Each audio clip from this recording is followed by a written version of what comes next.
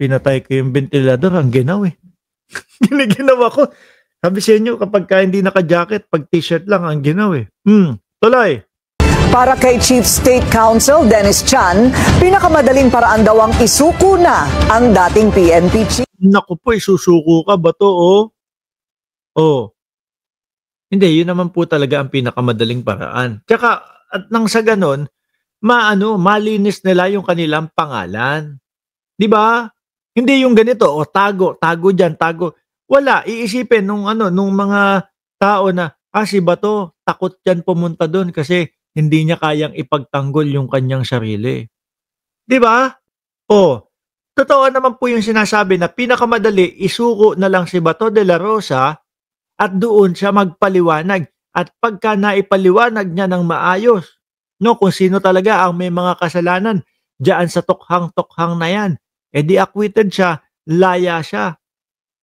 Tsaka i-request kung sino man na magiging attorney ni Bato de la Rosa. I-request dapat nung attorney na yon na sabihin, mabilisin yung kaso.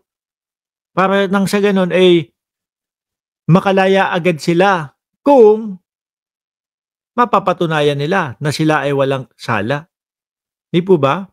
Pero kung alam mo sa sarili mo na hindi kaya nung depensa ninyo yung mga sasabihin doon sa ICC, ang gagawin niya mga yan, patatagalin lang ho. Parang yun yung nakikita kong style nung kampo ni dating Pangulong Duterte.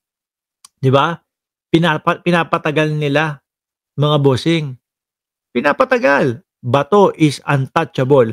Sabi ni Ikaw Pipa. Oo. Tingin ko untouchable talaga si Bato no? Ewan ko. Mukhang ang hirap ng hagilapin. 2 araw na pong hindi pumapasok sa Senado, mga bossing.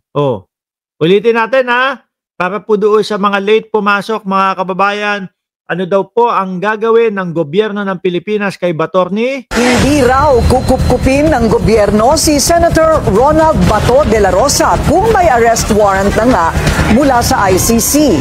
Isusuko na lang. Para kay Chief State Counsel Dennis Chan, pinakamadaling paraan daw ang isuko na ang dating PNP chief.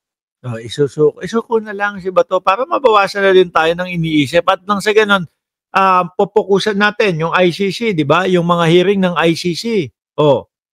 Di pag nakita natin na, naku, si Bato at si dating Pangulong Duterte walang kasalanan. Kasama tayo sa sisigaw ng bring them home. Di ba? Papalitan na yung bring him home. Magiging bring them home na. Ganon. Wala ho puro sila paudlot-udlot Sabi ni Popoy, kahit ituro niya si Digong, mastermind, kulong pa rin si Bato. Kung sakali ganun ang mangyari, idiin niya si dating Pangulong Duterte, malamang ang gagawin nun, mga bossing, is ano ba? Hindi, less yung oras ni Bato de la Rosa. Less yung pagkakakulong ni Bato de la Rosa nga naman. 'Di ba? Ngayon mga kababayan, eto na tayo. Puntahan na natin yung kinaroroonan ni Bato de la Rosa. Alisin ko na po ito, Nakita daw kasi si Bato de la Rosa, mga bossing, dito. Ito, dali. Ayan hawak-hawak yung Santo Niño. Nagdadasal na. Hawak-hawak yung Santo Niño. Ayan, 'Di ba? Ngayon, may pare na kasama. Nagmano na. Sabi daw dito, ano daw sabi dito? Sabi daw dito, Newswatch Plus Philippines, time like this, we need to seek some guidance from our spiritual advisor. Yan daw po yung litratong inilabas ni Bato de la Rosa, mga kababayan. Look, Senator Bato de la Rosa, who has been absent for the past 2 Senate session days amid report that the International Criminal Court has issued warrant of arrest against him, post photos with Cebu priest, nasa Cebu, Father Shano Ubod, and a replica of the Santo Niño. Naku po, sabi ni Manolito Enriquez, Holy Spirit. Sabi ni Marian Tomas, maka-Diyos na sila. Hindi, parehas na yun yung mga DDS. yung mga nanggugulo doon sa siyudad ni Yorme. Ang tatapang ho mga kababayan, eh, habang nandun ginugulo yung Maynila. Nung nahuli na ho, naging ano na, naging, madasali na po yung mga DDS na nahuli. Bato, baka sampalin ka ng hawak mo, dami mong pinatay, sabi ni Music Story. Look! Senator Bato de la Rosa, who has been absent for the past 2 Senate session days amid report of the International Criminal Court, issued a warrant against him. Post photo Cebu priest Shano Ubod and a replica of Santo Niño. Prior to this, De La Rosa social media post showed him helping out in typhoon hit. Yung pala yung huli. No? Na tumutulong si Bato de la Rosa doon sa Cebu tapos ngayon hindi na makita, hindi na alam kung nasaan. Yung mga senador ho, ang kausap na lang ay yung asawa. Kala ko naman, ready. Ombudsman Jesus Crispin Remulla earlier claimed that the ICC had issued warrant of arrest kay De La Rosa. Ito daw ho yun, yung post ni Ronald Bato de la Rosa. 27 minutes. Personal encounter. Though I've been him for a while already with fathers, etc. Ayan daw ho. No, Patron Sen, my ka-birthday always in January. Pete Sen,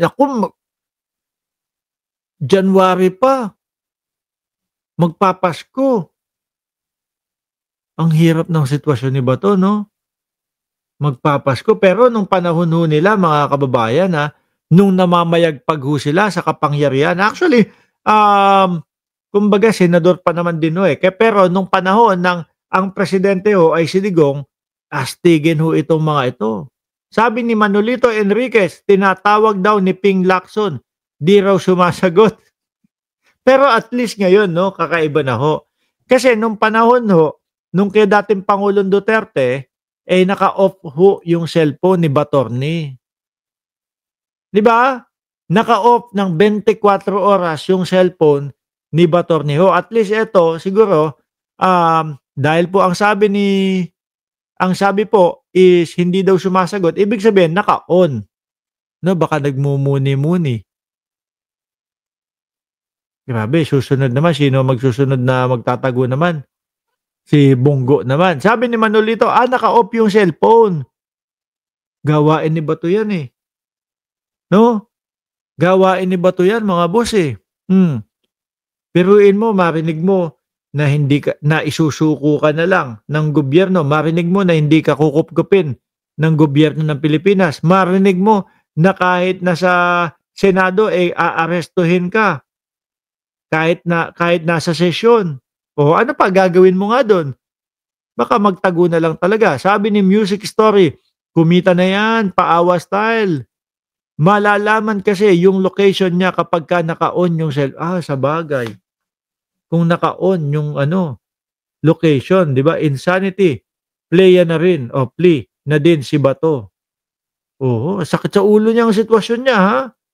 Mga bossing, biruin mo magpapasko.